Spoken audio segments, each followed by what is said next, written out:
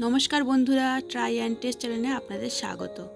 आजकेर रेसिपि इलिश माछेर माथा दिए कोचुर शाक। आमार चैनलटी जारा एखोनो सबस्क्राइब करेननि तारा ताड़ाताड़ि सबस्क्राइब करे फेलुन एबं चैनेलेर पाशे थाकुन। आमी ग्यासटा जालिये कड़ा बसिए दिएछि। कड़ार मध्य दिए देब एकटु जल। जलटा गरम करते देब। जल गरम हये गेछे। एबार तार मध्य दिए देब भालो करे धुए परिष्कार करे राखा कोचुर शाक। कोचुर शाकटा आमी चापा दिए देब सिद्ध होवार जन्य। माझे ढाका खुले एकबार देखते हबे। कोचुर शाकटा एकटु नेड़े चेड़े दिते हबे। नीच थेके ओपरे करे दिलाम। दिए एकटु नाड़ाचाड़ा करे निये आबार कोचुर शाकटा ढाका दिए देब।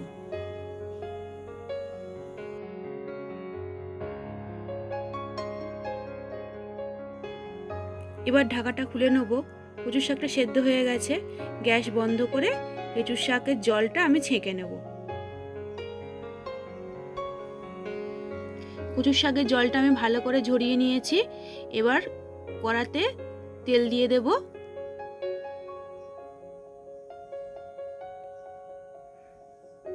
তার মধ্যে দিয়ে দেব ইলিশ মাছের মাথাগুলো।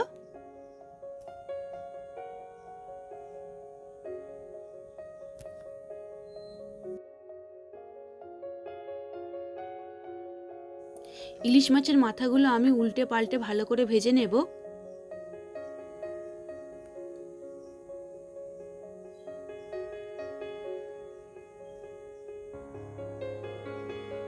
ইলিশ মাছগুলো আমার ভাজা হয়ে গেছে। এবার আমি তুলে নেব।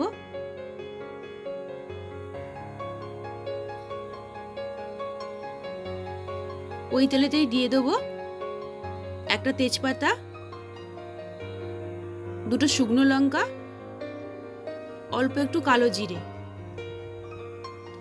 দিয়ে ভালো করে নাড়াচাড়া করে নেব। এবার সিদ্ধ করা কচুর শাকটা দিয়ে দেব। দিয়ে নাড়াচাড়া করে নেব। দেখুন কেমন কচুর শাকটা থেকে জল বেরোচ্ছে। এই জলটা যতক্ষণ না শুকিয়ে যাবে ততক্ষণ আমি নাড়াচাড়া করতেই থাকবো।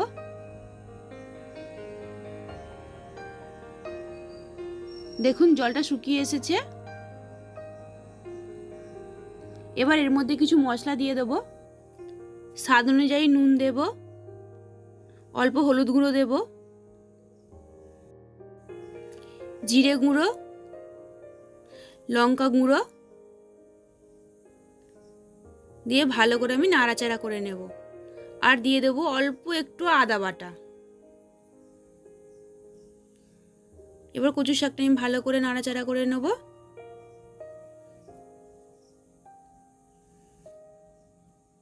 অল্প একটু চিনি দেব।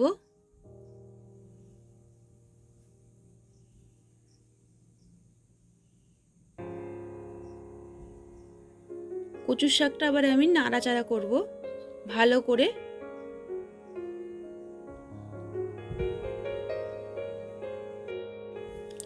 এবার এর মধ্যে দিয়ে দেব আমি ভাজা ইলিশ মাছের মাথাগুলো। ইলিশ মাছের মাথাগুলো আমি খুন্তি দিয়ে ভেঙে ভেঙে দেব যাতে কচুর শাকের সঙ্গে ভালো করে মাথাটা মিশে যায়, তবেই খেতে ভালো হবে। তৈরি হয়ে গেছে আমাদের মাছের মাথা দিয়ে কচুর শাক। এই রেসিপিটি আপনাদের ভালো লেগে থাকলে লাইক করুন, কমেন্ট করুন এবং বন্ধুদের সাথে শেয়ার করুন। ট্রাই অ্যান্ড টেস্ট চ্যানেলটি সাবস্ক্রাইব করে চ্যানেলের পাশে থাকুন। বেল আইকনটি প্রেস করুন নোটিফিকেশন সবথেকে আগে পাওয়ার জন্য। ভিডিওটি পুরো দেখার জন্য ধন্যবাদ।